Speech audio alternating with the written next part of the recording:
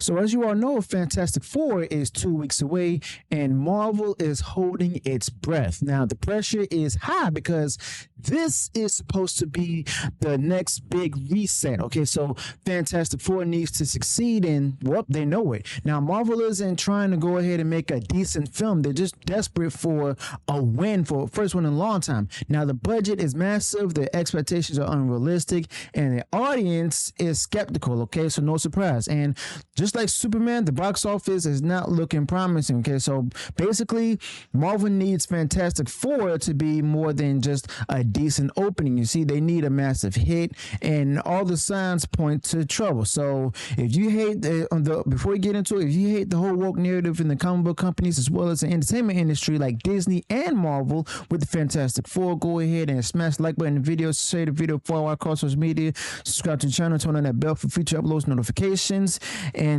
also be sure to subscribe to the Discord server that's in the comments below. So let's go ahead and get right into it. So they're already messing with the comic books to align with the movie itself. Now Marvel is trying to go ahead and condition fans through the comics to accept what they're about to see on screen. Sue Storm is now the leader of the Fantastic Four in the comics, not because of a compelling story, not because Reed Richards had a breakdown or died.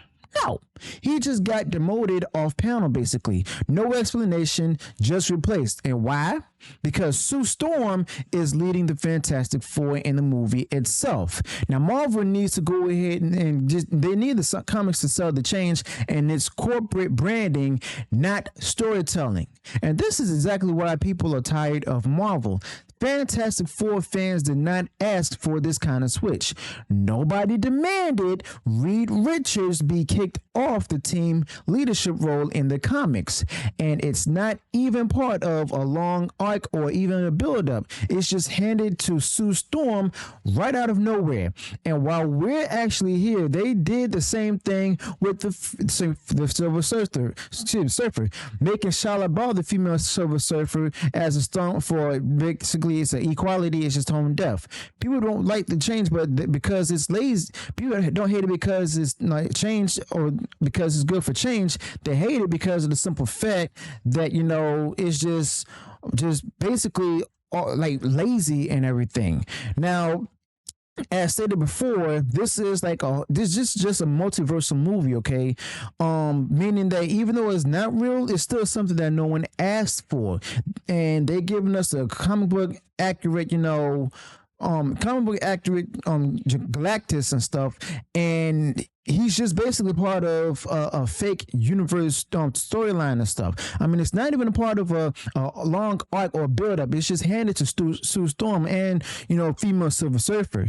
And they, like I said, they did do the same thing with the female Silver Surfer, and this female Silver Surfer stunt was equally tone deaf. Not because people don't like change, but because it's lazy and forced. There was no setup, no payoff, just a gender swap to go ahead and just simply match the film itself. And then comes the usual cope. Don't worry, Norton Rand will show up later. Really? When? Because if Galactus isn't a part of the plan anytime soon, why even introduce this version of Silver Surfer right now? Now, Marvel knows Silver Surfer and Galactus go hand in hand. Fantastic Four cannot sell Galactus without first seeing the foundation. But they jumped the gun right now, and now it's a mess. Julia Garner, as you all know, who plays the female Silver Surfer, had to address the backlash already. And to be honest, her response was bad, but better than most we've seen in Hollywood. Now, Julia Garner didn't attack the audience. She didn't lecture fans. She didn't run to Variety or make some long-winded posts about sexism. She just said it's just a job, and she's doing it. That's it. Honestly, that's how you respond to stuff. No drama, no blaming the fans, no ego. I mean, this is just how you handle a PR mess, especially when Marvel hands you a no-win role like the female Silver Surfer. Now, Julia Garner took the paycheck, stayed calm, and moved on. You see, she knows she's not coming back, and this version of the Silver Surfer is likely a one and done. Now, Marvel probably isn't planning a long term with Julia Garner as Silver Surfer. Fantastic Four is just meant to go ahead and kick off a new phase, but even Marvel knows that this change is not going to stick. Eventually, they'll just want to introduce the real Galactus, and that means Norrin Radd has to show up. They'll either recast or just retcon this entire movie later, but right now, it's about scrambling to make Fantastic Four matter. And Marvel is definitely pushing hard to fix its image, and they think this movie is their answer.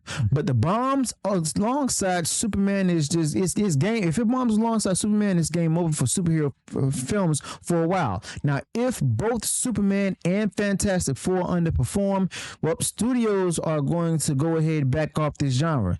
The budgets are out of control. Marvel spent a fortune on this film, and when you throw in $250 million into a movie, you need a huge returns. But audiences are tired. The novelty has worn off. The billion-dollar superhero movie era is fading. And you might still see big wins with Spider-Man or Deadpool and Wolverine, but that's just about it, okay? Fantastic Four is not Spider-Man. It's not a guaranteed hit, and Marvel is gambling. And the odds are not looking good at all, okay? And then you also have the mainstream media outlets like BBC News trying to go ahead and stir the pot. They tried to bait Julia Garner into slamming fans, blaming sexism, playing the victim. But she didn't take that bait. She said it's shalabal. It's a different version, and she's just happy to go ahead and be working. That's a clean answer, no rant. And honestly, other actors could learn from her, okay? So Julia Garner didn't alienate the audience at all. Rachel Zegler should take notes. Fantastic Four may not be her fault, but how you present yourself actually matters. Now, Julia Garner came off professional, and that's rare these days, okay? Now, honestly, compare that to what's actually been happening with Superman, okay? I mean, the entire press tour was a mess. James Gunn couldn't stop talking about the immigrant messaging. It was just unnecessary and off-putting, to be honest. And he injected politics where politics didn't belong. And now you've got people just asking how much money that little speech might have cost the film itself. Adding that Variety reporter on the red carpet, always asking if something is the gayest movie ever. If you see that guy coming, you know it's going to be a big media circus. And Superman definitely did pay the price, at least a little bit so far. But all of that media noise, the mainstream media noise, takes attention away from what actually matters, the box office itself. That's the scoreboard. And now we're starting to get real numbers for Fantastic Four. Tracking data should be everywhere right now, but honestly, it's actually suspiciously quiet. Now, almost like Marvel doesn't want people talking about it right now. You see, when tracking is strong, they promote it. When it's weak, they stay silent. Fantastic Four tracking should be making headlines right now, but it's not. Now, which tells you everything. Marvel does not want to admit that this movie might be on the same path as Superman.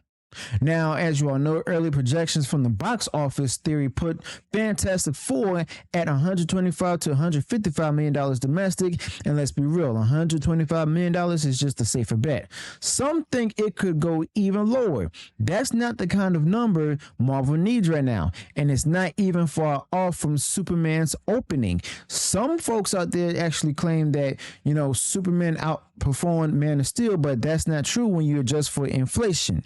You see, Man of Steel still wins that comparison. Fantastic Four looks like another mid-tier opening, just simply trying to pretend that it's a major event, okay? And that's no surprise right there at all, but there's a reason people compare Fantastic Four to Brave New World.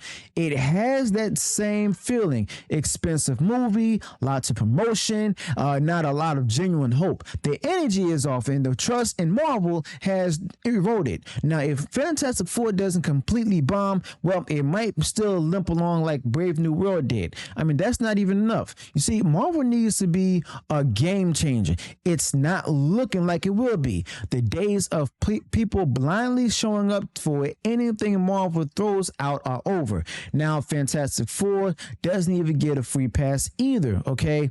So it's not superhero fatigue, but Fantastic Four is not immune from it. Unless you're Batman, Superman, or Wolverine, you're fighting uphill. I mean, even X-Men might not break records unless Marvel handles them right. The fact of the matter is, it's not superhero fatigue. It's actually woke move entertainment fatigue. Okay, people are sick of it, and they're not even asking for it. Okay, so the Marvel brand itself used to be a promise of quality, and now it's just a coin flip. The public doesn't care as much or anymore. The gimmicks, the reshoots, the awkward cast interviews is all starting to catch up. Fantastic Four is going to find out the hard way that slapping a famous name on a poster does not guarantee success anymore. Now, Marvel actually thought that it could go ahead and just build hype just by using the Fantastic Four name, but the way they've handled the rollout shows panic. Okay, so popcorn buckets, fast food tie-ins, endless teasers. None of it is connecting. Meanwhile, Pedro Pascal, who's been hijacking the Fantastic Four headlines lately, is not helping at all.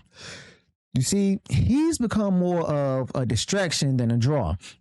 He might have more mainstream recognition than Rachel Zegler, but that doesn't mean he brings box office weight at all. You see, Fantastic Four is about to test how much audiences actually care about his particular involvement. Now, Fantastic Four was supposed to go ahead and be Marvel's big moment, but right now, I mean, it's tracking like another overhyped release. Now, if the domestic opening really sits around $120 million, that's not the kind of result that Marvel needs to justify their budget. And when the international numbers start coming in, well, it might not just go ahead and break even. The failure of Thunderbolts should have been a wake-up call, but Marvel is just repeating the same mistakes over and over again. Big budgets, questionable casting, no connection to the fans. And Fantastic Four is the next in line to go ahead and fill that particular fallout. Now, Marvel keeps trying to recapture that old energy, but the formula is not working anymore. Fantastic Four won't survive just off-name recognition. The audiences have moved on. They've seen too much, and they've been burnt too many times. Marvel used to own the box office, and now they're just simply fighting just to go ahead and stay relevant. If Fantastic Four can't hit here and fast, hard and fast, it's going to get buried. And there won't be much left to go ahead and salvage. The numbers will speak louder than any critic or fan can, okay? So if Fantastic Four crashes like Superman, it's going to signal the end of an era, not just for Marvel, but for the whole genre, okay? Now, the studios won't keep greenlighting $200 million superhero projects that open soft. That bubble popped. Audiences want better writing, stronger characters, and fewer corporate mandates. Fantastic Four is just Marvel's latest shot at just simply proving they can still do that. Now, if they blow it, nobody's going to go ahead and care about what comes next. And that's the truth. So let me know your thoughts about this in the comments below. Be sure to smash that like button, share the video far wide across social media. Subscribe to the channel, turn on that bell for future uploads, notifications, and I'll see you all in the next one. Until then, peace.